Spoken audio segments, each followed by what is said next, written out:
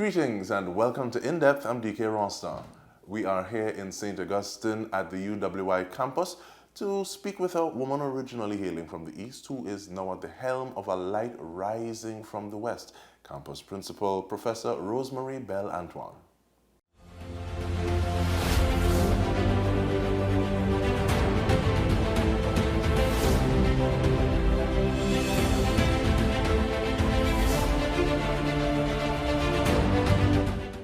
Thank you so much for making the time. And we see these flags of different territories here. And I want to start off by asking, what to you is the importance, you, someone who calls yourself a Caribbean woman, of the UWI campus as being a driver for regionalism? Well, I think UWI is fundamental to regional development. And sometimes I think of it as a wife that you take for granted. A great wife that you have, and you know how talented, how beautiful, everything, but you know she's there, she's always been there, and you take her for granted until perhaps one day when you realize, hello, what's happening? And that happens to UWI sometimes, especially in the recent past. I think we've gotten used to just UWI being there, and we forget how much UWI has contributed and continues to contribute to not just the regional development, but I think the psyche of the people and what it symbolizes, what it represents. But to me, without UWI, there's a huge dent in the region. And speak to that psyche a little bit, please, and the role that research can play in it a little bit.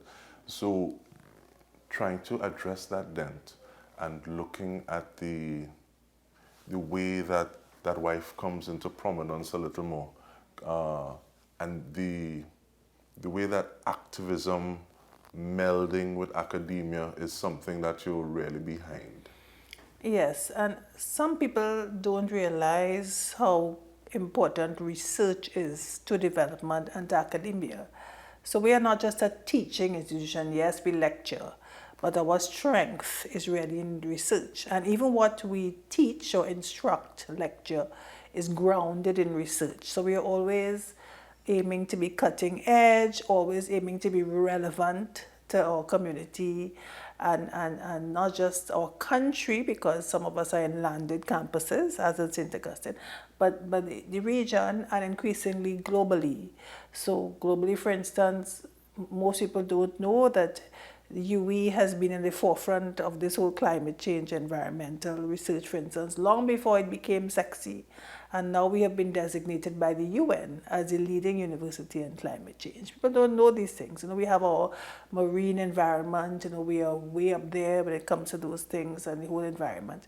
So I think research really is what gives us the prominence, especially in the academic community worldwide. So maybe the person on the street may not be so much aware, but universities around the world, some of the top universities are aware of the value that UWI brings to the research environment. What limits us often is resources, financial resources. That's what limits us. And speak to that a little more, please, because sometimes, depending on who it is you speak to, research can be a bad word. And the idea sometimes is that research goes to be entombed in black and white on a library shelf. No, and we don't just mean publication, which could end up on a library shelf, which is also important, but research is more than publication, although we do highly value publication. So research is attempting to inquire deeply into the issues around you, I would say especially the problems that attend, and trying to come up with solutions. So it could be the arts, it doesn't have to be the science. We think it's only science. No. You know, so all of the things we do as cultural people, but of course in the science, one of the things that excited me recently as principal and made me so proud and even more determined to work with my staff and to bring us forward is I went to the new professor, inaugural lecture, Ramsabag, and he was talking about the work that he's doing with some colleagues. I don't know if you know there's resistance to antibiotics in the world. There's a huge resistance because we're overusing, and they have come up with solutions. They have wonderful research. They also have great research going on in terms of pollution in our waterways. And he was talking about how his top students end up in Harvard and so on, because we don't have, as abroad, where some company would give you an endowment, or some pharmaceutical would say, okay, let me give you how many millions to develop the research. So that is a missing link. So our research ends up elsewhere often, because somebody else can fund it, and then perhaps Harvard will get the claim and the fame, and not necessarily you. But so much fantastic work is happening, research, that, the sargassum, some of the things that you might be able to relate with. That whole problem with all of a sudden our waterways, our beaches and so on clogged up with the sargassum. We are doing research on that. My Faculty of Agriculture has created organic pesticides. We have pest resistant sorts of innovations. So much is happening at the university. And it's great to hear that these things are happening, but it seems as though there's a thrust towards being more, or having more of an entrepreneurial bent. Yes. So in terms of saying, okay, well, this is the outcome that we want. So it is the UWI versus Harvard or other tertiary institutions that gets that claim, that gets that notoriety. What are some of those incremental steps you think we need so that we can do within the region? Well, I think it would be great if we did not have to be entrepreneurial in the sense of having to find money to sustain ourselves. That would be great, but the reality of UWI and many universities in the world today is that they have all had to become more self-sufficient. Many are lucky. They do have citizens who recognize the value of university, corporate citizens and others, private, who would give the donations and the endowment. That's what would keep them afloat. Their alumni and so do it. If you've been to university abroad, you would know that every year they send you a little envelope, an online envelope now, and people do this. So university of the West Indies has not been doing that, because we were basically funded totally by governments, which was, incidentally, it's an arrangement under CARICOM, a public funded university. It's not that we are beggars. This was the agreement. This is the university we are going to have. But we do recognize that the times are changing. So we have to go out there and become more self-sustaining. So the entrepreneurship is an obvious way to attempt to not just do research and education in of itself, but to have that monetary value. I can give you one really good example of the slight shift. So you've been hearing about the Cocoa Research Center, that wonderful center that we have, and such a dynamic and visionary leader, Prof. Maharan. And for many years, it was UWI who trained all of the chocolatiers and so on, who really got the industry. I say we revolutionized the industry. We looked at we ensured we developed the gene bank, which is #1 in the world. The research center itself is, if not the top, one of the top 2 in the world. We've done all of that work. We've worked with the farmers, we've worked with the actual organisms, we've worked with the cocoa bean to ensure it's, all of these things we did in the past for the love of it, But now we are entering the market as well, which is why we are building the cocoa factory, so that yes, we'll continue to do the great work, but we will also be able to put some money in our coffers, some much needed money in our coffers. And it's interesting you say that, looking at the difference between doing it for the love of it versus doing it with that practical bottom line in mind, because it feels as though I had to leave Trinidad and Tobago to find out about the difference between the Criollo, the Forastero, and the Trinitario, and looking at the difference between fine flavor versus high yield, and how it is you put these things together, and what is even the difference between a chocolate bar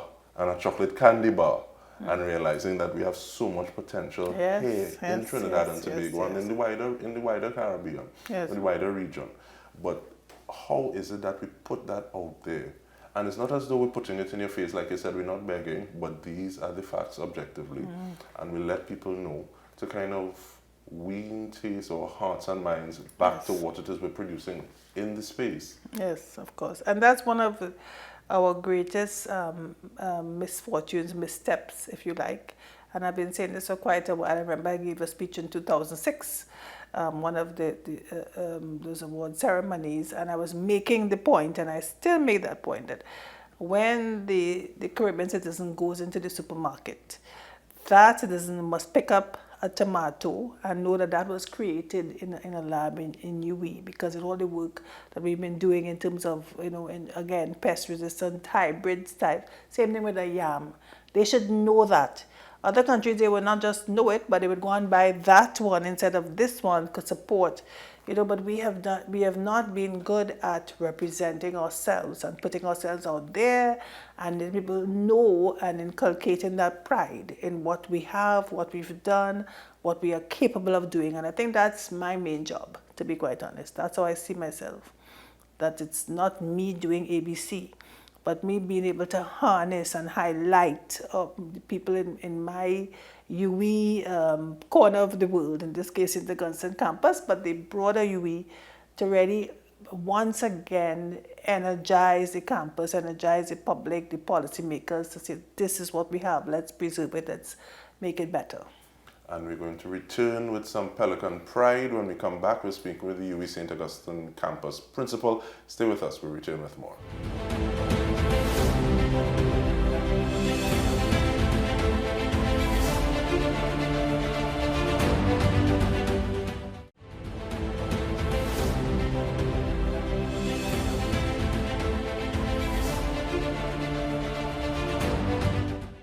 Welcome back. We are speaking with UWI-St. Augustine campus principal, Professor Rosemary Belle Antoine. And there are a few things that we're talking about. So we spoke about the chocolate or the cocoa research that is happening. There are many other projects that are taking place. Yes. Give us an idea of some of them, please, Principal. Well, another set that we are very excited about would be some work being done by the Faculty of Sciences, Natural Sciences. We have several inventors, but two that we have several products for, Nisa and Mohammed and Dr. Grayson. We have a suite of sealants. Some of them are asphalt-based roofing sealants, plastic sealants, marine sealants, which we think are better than anything on the market, and which will also be more cost effective.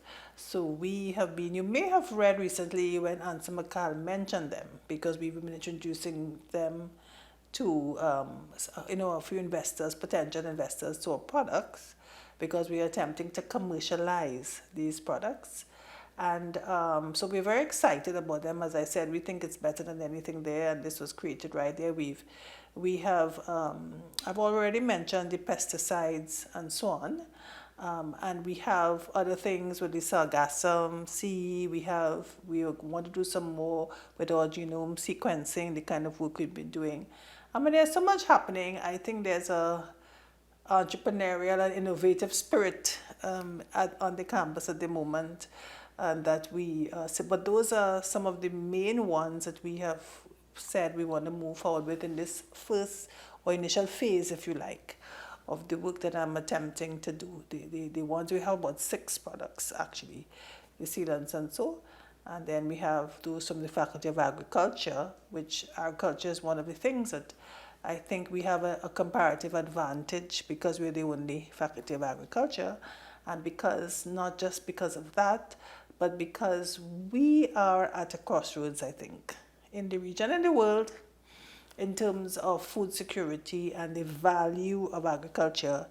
And although the faculty has been there for more than 100 years doing wonderful work, I think now is the time people are waking up, policymakers, and saying we really have to put our money where our mouth is and not just pay lip service to agriculture. And of course, it's a different kind of agriculture.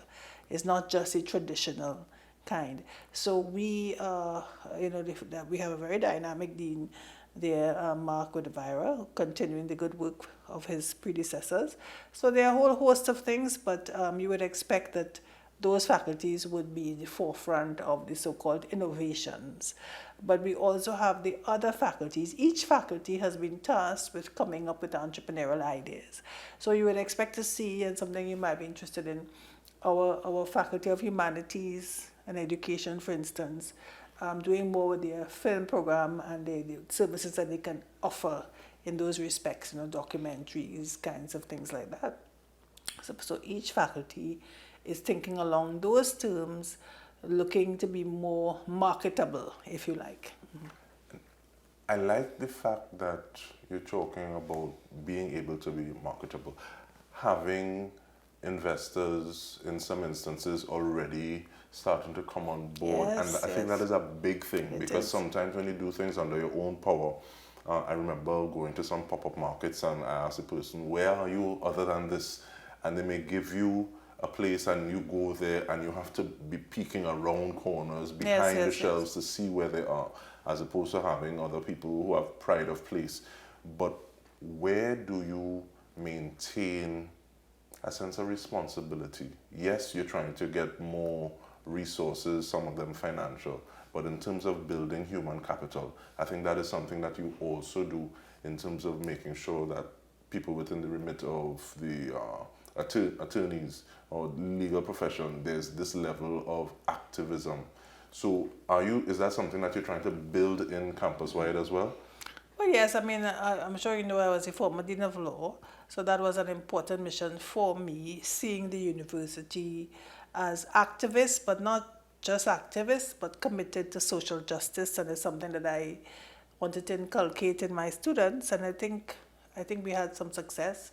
And one of the things that I sought to do was to bid for projects. I had 4 projects when I was Dean, human rights types, social justice types of projects, doing actual work and having my staff, especially my young staff, my students, working with attorneys and with NGOs, very important for me, NGOs, because part of my background was with NGOs, working together on particular issues. I think, for example, we had the first big symposium on migrants, and I have no doubt that some of the good developments that took place in Trinidad and Tobago after was at least partially as a result of the activism and the advocacy. There's still a lot more to be done, but sensitizing everyone that we need to do something about refugees and migrants and so on. You already know about the Remand project, and we've had a whole host of other things that we've worked on the faculty through these projects. And I think what was important for me was not doing it alone, as you say, but also recognizing that you should be partnering. In that case, it was partnering with like-minded groups and citizens. We have had some really good lawyers come on board and assist us, etc. So, yes, that's how I think we need to move forward. I think sometimes we try to reinvent the wheel as opposed to build bridges with individuals who have been laboring in the vineyard for countless years before we've gotten. But you did speak to being the Dean of Law at one point in time, but the first legal mind to be campus principal, is just that part of the deal? How do you think about that? I actually never thought about it much until it was brought to my attention. I said, oh yeah, it's true, we've never had a law person in any of the campuses. But I'm a very practical person, so I think it's useful to be an attorney at law, because a lot of what you deal with in administration has some sort of legal perspective, or at least it helps if you have a legal perspective. So I think I benefit, and then some of my sort of specialist areas would be administrative law, which clearly, so sometimes even as before I was principal, I would often be asked to assist, in terms of how we should do this, that, and the other, and give advice. So I had a long history of doing that. And of course, labor law probably always comes in handy, especially if you have industrial action. Oh, just being a little jokey here, but no, it does help. What are good industrial relations practices and so on, trying to get that balance.